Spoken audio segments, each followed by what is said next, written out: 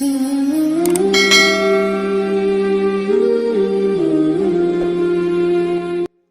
اللہ الرحمن الرحیم۔ شروع اللہ کے نام سے جو بڑا مہربان اور نہایت رحم والا ہے۔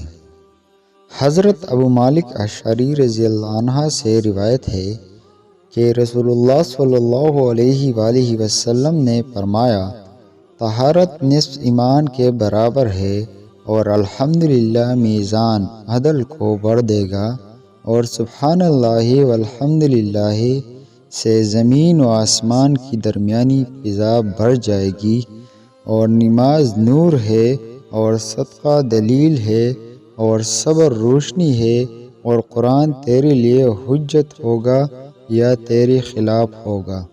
ہر شخص صبح کو اٹھتا ہے، اپنے نفس کو فروخت کرنے والا ہے یا اس کو آزاد کرنے والا ہے۔